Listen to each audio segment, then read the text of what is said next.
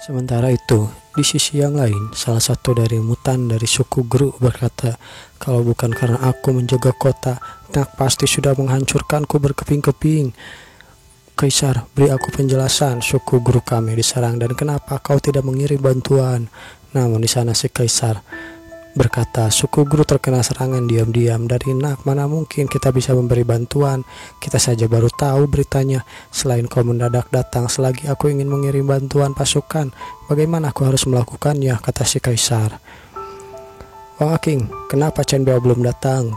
kata si Kaisar kepada penasihatnya, yang mulai terjadi sesuatu yang membuatnya terlambat. Tapi Chen Biao memegang setengah dari kekuatan militer Empire. Setiap kali pertemuan dia memberikan perasaan yang menentang. Belakangan ini juga aku dengar soal dia itu. Dia mengirimkan kebijaksanaan di perkebunan Donggang dan membuat para budak menganggap dirinya sebagai penguasa di sana. Benih pemberontakan bisa dikatakan ada padanya. Bawahan tidak berani meneruskan. Si Kaisar menjawab, "Sudah cukup bicaranya. Ini tidak berani apanya. Katakan saja apa yang harus kau katakan." Si Kasim berkata, "Baiklah yang mulia, Chen Biao ingin memanfaatkan kesempatan ini untuk mengambil ahli dan tahta yang mulia." Si yang mulia pun mengerenyutkan dahinya sambil memencengkeram kursi. Dia berkata, "Kurang ajar." Namun si Kasim berkata, "Tenanglah yang mulia." Di sana, si suku Guru masih hanya duduk saja dan melihat perkembangannya. Pembawa pesan suku Guru, "Kalau kalian bisa mendapatkan kepala Chen Biao setelah kekuatan militer akan menjadi milik kalian, bagaimana? Kalian manusia benar-benar tidak bisa dipercaya. Kali ini kami serius," kata si yang mulia. Namun tiba-tiba saja seseorang datang masuk dengan segera.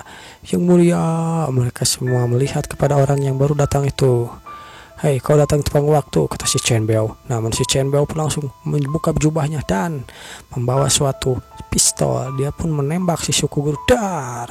Jangan, Chen Biao, beraninya kau membawa senjata ke aula pertemuan," kata si Kasim sambil kaget. "Hei, apa yang kau lakukan? Tindakanmu ini tidak bisa dimaafkan. Apa kau mengabaikan kehadiranku di sini? Penjaga, penjaga!" Namun, dar! Si yang mulia pun didorong oleh si Chen Biao. Sesuatu terjadi.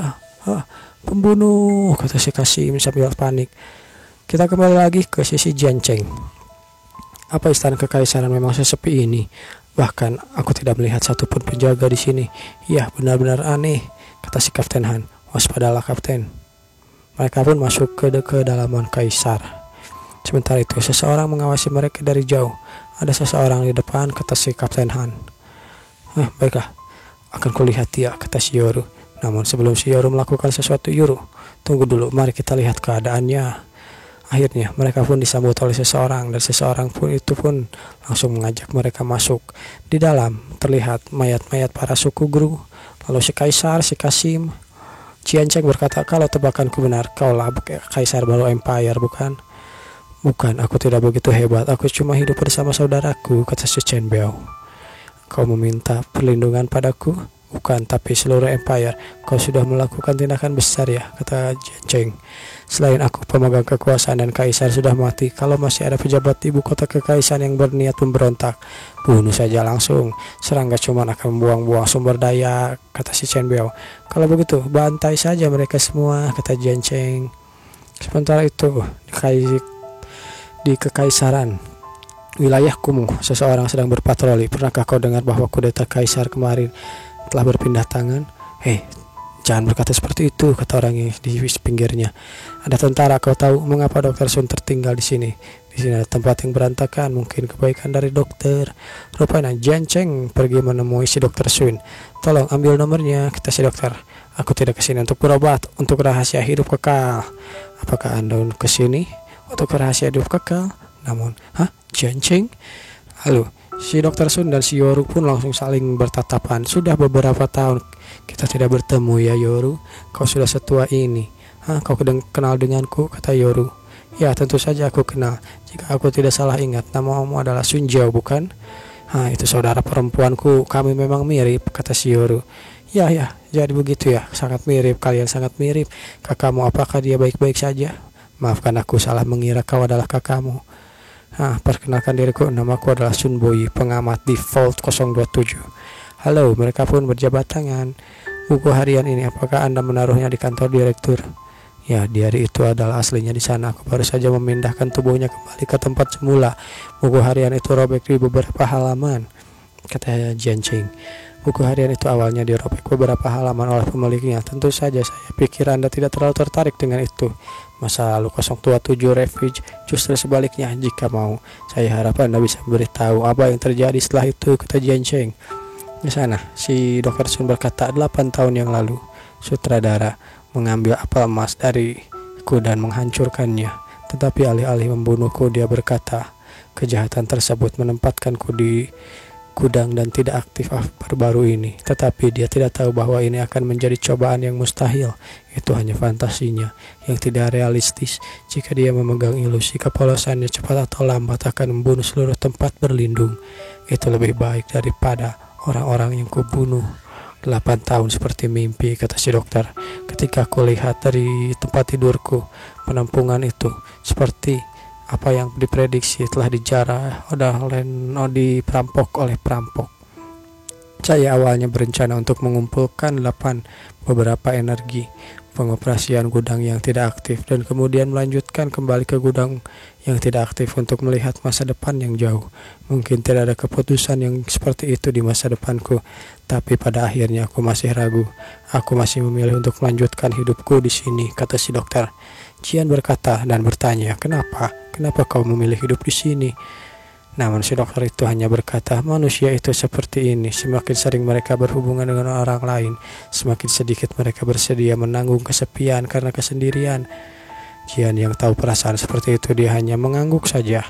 Si dokter kembali berkata, tidak peduli seberapa teliti analisis sifat manusia, tidak peduli berapa acuh dan Anda terhadap semua ini, Anda pasti tidak akan mengerti. Anda baru berusia 20 tahunan. Semakin banyak orang yang saya kenal, semakin saya tidak bisa meninggalkan mereka. Saya telah mengenal orang banyak di sini dan saya tidak ingin meninggalkan mereka. Meskipun semuanya di sini mengerikan, tapi itu tidak akan membuat orang-orang putus asa dan bertahan hidup. Jian bertanya lagi, apakah hanya karena ini Anda tidak bisa melepaskan hubungan Anda saat ini? Ya, bagaimana aku harus melepaskannya, kata si dokter. Walau aku memilih untuk menetap di zaman ini, tapi aku tidak langsung meninggalkan shelter. Sampelnya, bagaimana dengan sampel percobaanmu, kata Jian. Sampel itu ada banyak orang mati, bukan? Tidak banyak orang mati. Aku hanya menggunakan satu sampel, dan akulah sampel itu sendiri. Dan ini adalah rahasia keabadian. Sambil memperlihatkan sebuah tabung yang berisi cairan, Jian bertanya, apa itu? Apa kau pernah dengar tentang rekayasa genetik tersembunyi? Entahlah, aku belum pernah. Genetik tersembunyi pada DNA mewujudkan suatu yang lain ketika menginjeksi obat gen pada yang menggunakannya untuk skill tempur, bukan? Coba tebak kalau itu menembus lapisan ketiga, apa yang terjadi? Apa yang terjadi, kata Jianqing. Intinya, kurang lebih kau akan menjadi seperti dewa. Lucu sekali, kata Jianqing. Dewa di dunia sains? Kau ini bertentangan, kau ini kan orang sains. Kenapa kau bicara omong kosong tentang dewa? Kalau begitu, kata si dokter, kau merasa seperti tergantung pada definisi dewa bagimu, bukan? Meskipun dewa sangat tidak masuk akal bagiku dan dunia sains, tapi tidak bisa melakukan yang manusia tidak bisa. Sementara untuk kami menyebutnya adalah dewa. Begitulah obat ini. Sama seperti kemampuan genetik forceful mencapai lapisan ketiga, itu bisa membuka kemampuan spesial internal life. Dengan teknologi saat ini, kemampuan spesial dari genetik dan transplantasi yang dihubungkan dengan serum 100 mg. Lalu Jian berkata, sampel itu, apakah semuanya orang-orang dengan forceful? Ya, begitu kurang lebih, kata si dokter. Ada temanku yang mengatakan bahwa kalau kau ingin buka lapisan ketiga selain latihan yang sangat keras, menggantung nyawa adalah cara yang paling efisien dengan cepat. Kalau tebakanku temanku benar adalah kau menggunakan semacam cara untuk membuat orang shelter saling bunuh, bukan? Kata Jianqing dengan muka serius. Percobaan yang sangat tidak manusiawi, bukan? Hei, memangnya itu cukup untuk membuatmu tersenyum?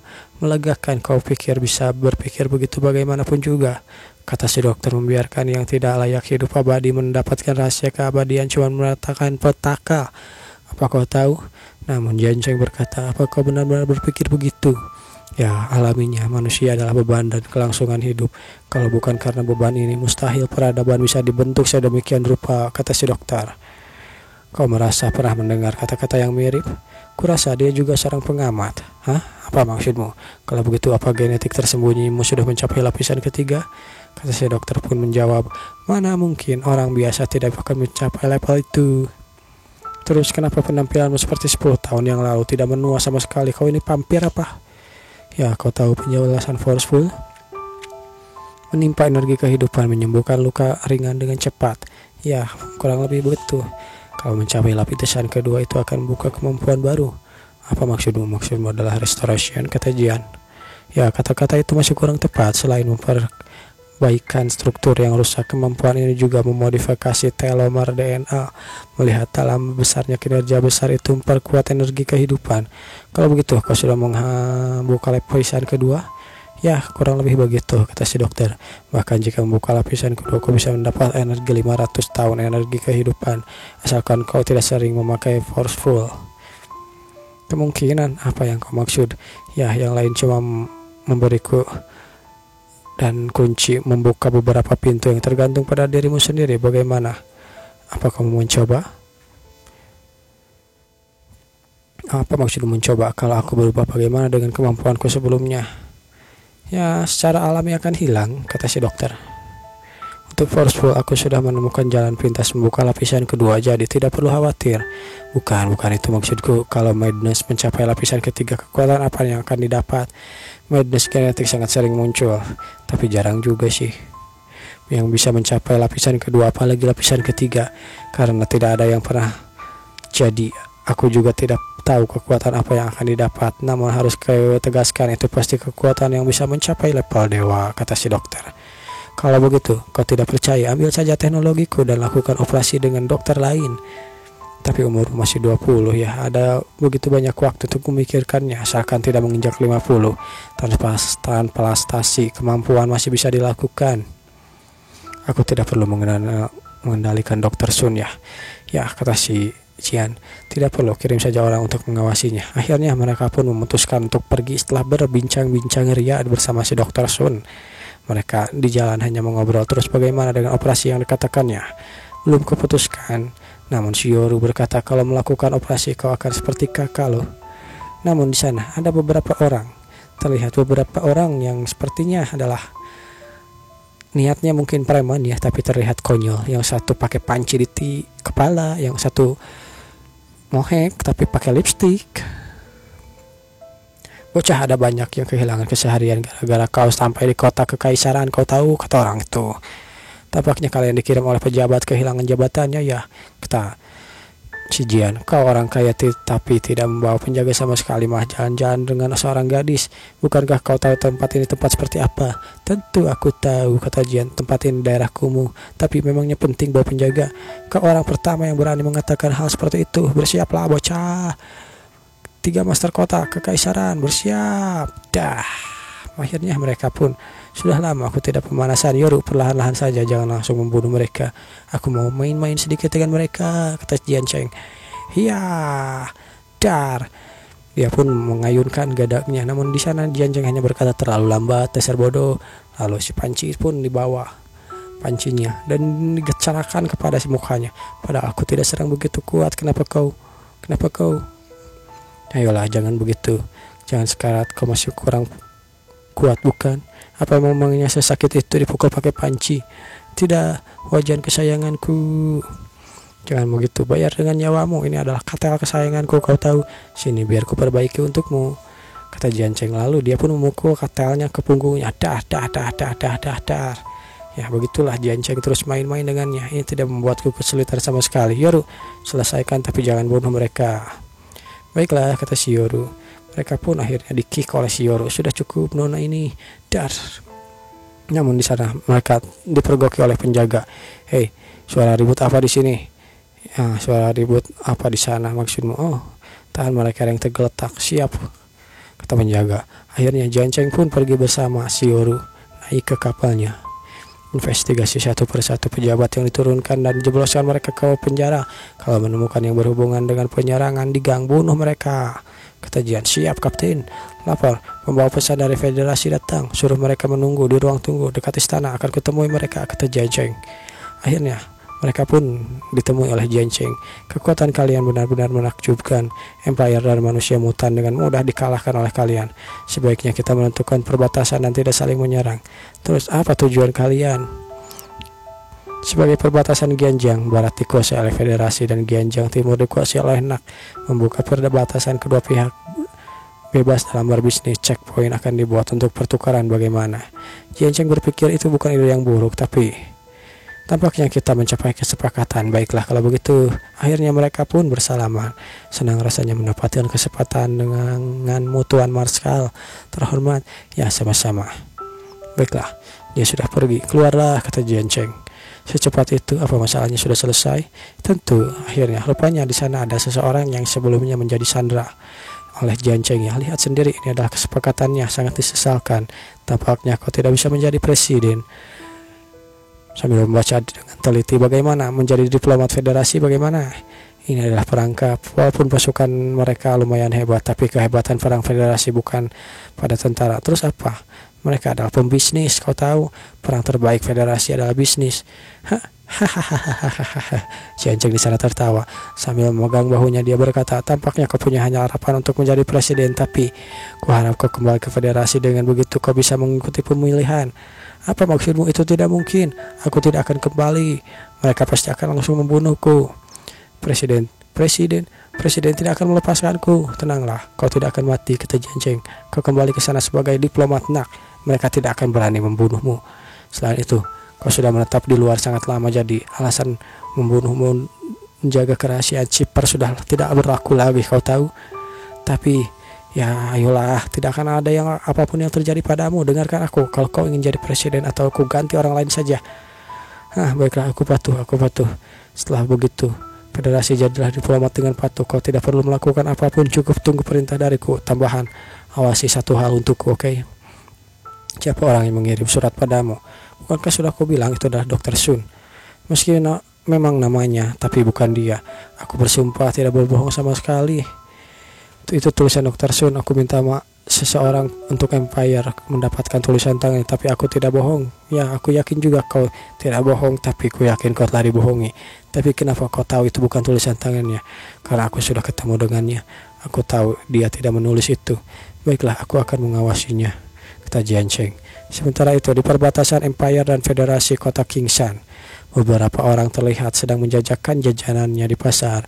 Silakan, seblak. Kerupuk. Cireng, cilok, cimol. Datanglah dan semuanya, lihat ini barang bagus dari premium kota Wanghai. Bisa lebih murah, sambil menawar orang itu. Baiklah, kami akan menurunkannya sebanyak 40%. Namun di sana orangnya, hei lihat, di sana lebih murah, ayo kita beli di sana. Di sana mereka pun pergi ke tempat yang lebih murah. Ini bagaimana bisa mereka menurunkan harga di bawah kita? Cepat laporkan pada federasi orang jahat yang menurunkan harga. Kota federasi menurunkan harga di kota kekaisaran. Mereka tidak sadar mempersiapkan kemewahan untuk kita, ya. Benar sekali presiden, sungguh ironi, kata orang itu. Rupanya orang itu adalah orang yang berjabat tangan dengan Jiancheng dan membuat kesepakatan sebelumnya. Kemudian apakah langkah kita selanjutnya?